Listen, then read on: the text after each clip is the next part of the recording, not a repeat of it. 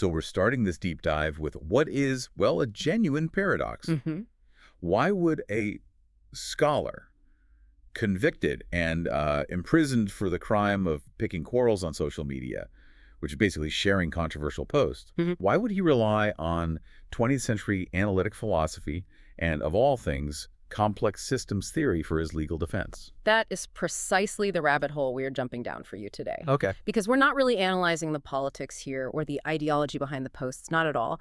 We are looking at the fundamental logic of the judicial language itself. We are, in a sense, putting the court's reasoning on trial. And the case itself involves Dr. Chen Jinghuan.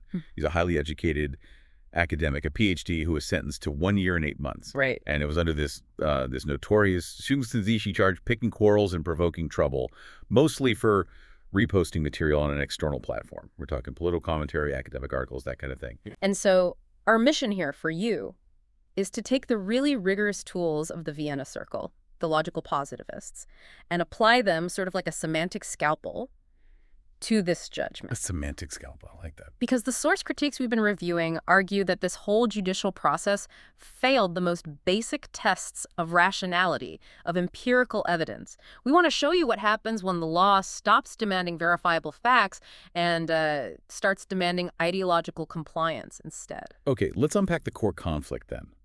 The prosecution's case, it seems to rest on two main pillars. Yes. First, that Chen Jiangyuan disseminated false information.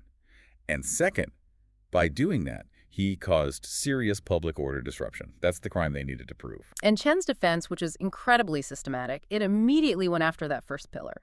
He didn't deny posting the stuff. No. But he categorized it. He said, look, some of these are artistic works, like the Umbrella Girl cartoon.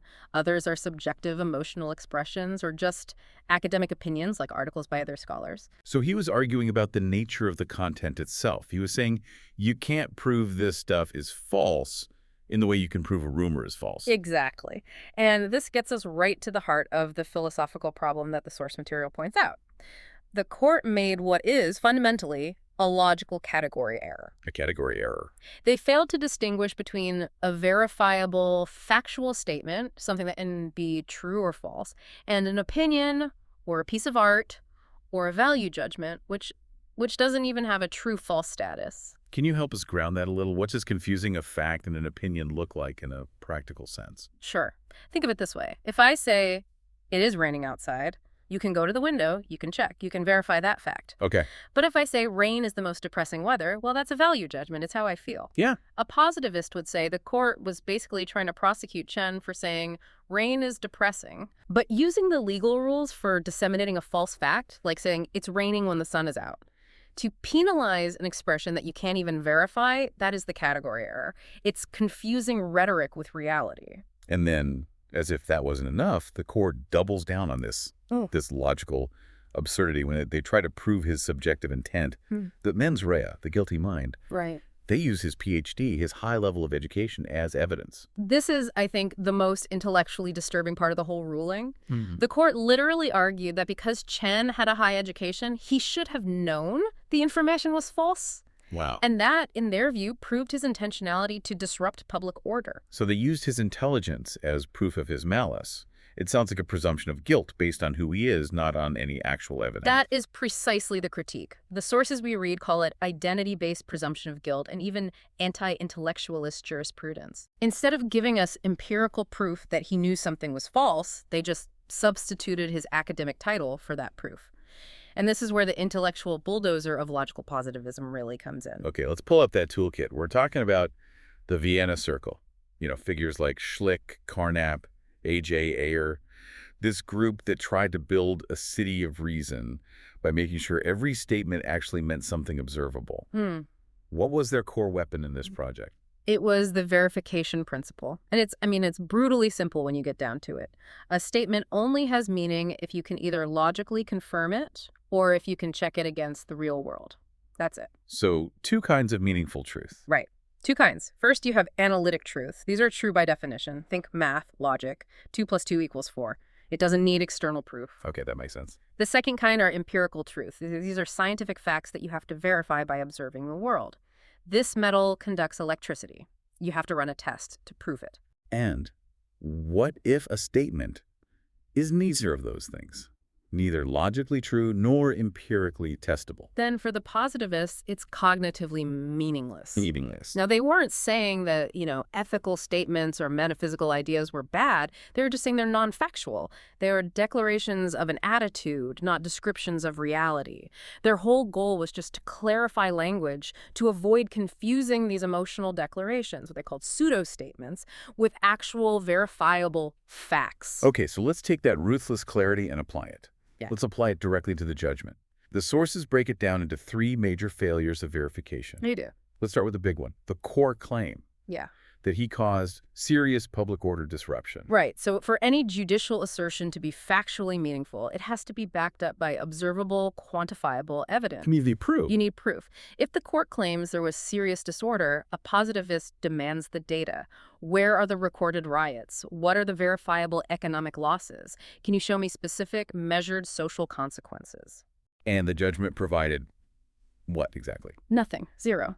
It provided only an assertion of harm, a conclusory statement. So just a claim. Just a claim, without any operational definitions or empirical evidence of this supposed chaos. That core charge becomes, philosophically speaking, a meaningless pseudo-proposition. It's an assertion of authority or maybe emotion, but it's disguised as a verifiable statement of fact. You can't test it, so it's logically useless in what's supposed to be a rational proceeding. And this is where Chen Jingyuan's defense gets really, really clever. He uses his own scientific background to fight back on this very point. It's an absolutely fascinating move. He brings in complex systems theory to argue that his actions were scientifically incapable of causing the harm they alleged. Yes, he essentially used a scientific model against a fuzzy legal claim. He pointed to his extremely low follower count, his low engagement numbers. He argued that he was just a minor edge node in this vast, stable network. A tiny part of the system. A tiny part. And he argued that scientifically his actions could not possibly trigger a systemic collapse or the serious confusion the court was talking about. So he was forcing the court to defend its causal link scientifically. He was basically saying, prove it. Prove that my tiny ripple could actually break your whole system. It was a direct attempt to falsify the court's empirical claim. Falsification is a core part of science. He used the strong, clear linguistic framework of physics and probability to challenge the court's weak, subjective legal language. And the court's response. They didn't have one. Their failure to logically or empirically counter this specific scientific defense is, massive proof of the non-empirical nature of their judgment. Which brings us to failure number 3. We're back to that intellectual trap, the argument for knowing intent. Yes. This judicial leap, the idea that a high education automatically proves intentionality, this is really the climax of the logic failure. So how does the logical positivist critique frame that specific leap? They would say it violates the core logic of proof. The court is using a non-verifiable premise, what someone should know based on their diploma, to reach a definite factual conclusion of guilt. Right, it's an assumption. It's a huge assumption, and it completely shifts the burden of proof. The proof should be empirical and observable, but here it's shifted onto the defendant's identity.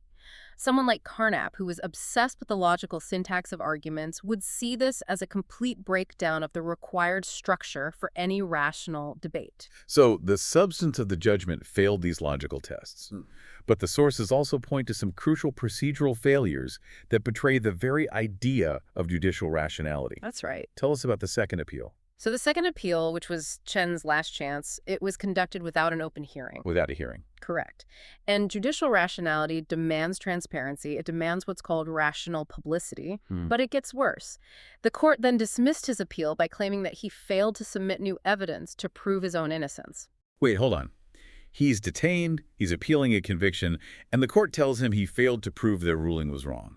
That is the ultimate logical inconsistency. It is a blatant, a stunning shift of the burden of proof back onto the detained defendant. Unbelievable. It transforms the judicial process from a search for truth, where the prosecution has to prove guilt, into a mere ritual where the defendant has to perform the impossible task of proving his innocence from inside a jail cell. It sounds like a system that is actively hostile to any competing ideas or frameworks. And that relates directly to a concept from Carnap called the tolerance principle. Okay. Carnap argued that for a rational community to function, it has to tolerate different legitimate linguistic frameworks. You have the framework of science, the framework of ethics, the framework of public criticism, Right, different ways of talking about the world. different valid ways.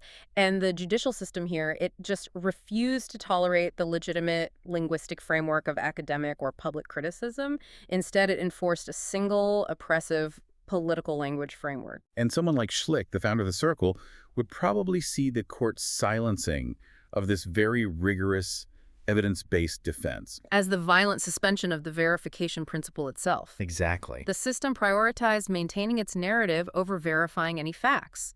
They were, at the end of the day, only interested in verifying loyalty, not in verifying truth. So this deep dive has really shown us that the Chen Jingguan case was much less about whether the posts were politically right or wrong, and entirely about whether the legal process and the language used to condemn him were logical, verifiable, and even meaningful. Absolutely. The philosophical analysis that the source material provides is, I think, a vital reminder that clarity of language is the prerequisite for freedom, and semantic honesty is the foundation of the rule of law.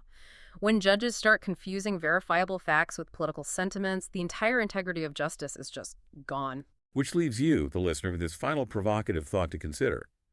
If a society cannot distinguish, logically and empirically, between a factual statement that can be checked and an emotional or artistic expression that cannot, how can it ever really claim to be pursuing justice or truth? The ultimate crisis is when the system starts verifying loyalty, but forgets how to verify reality.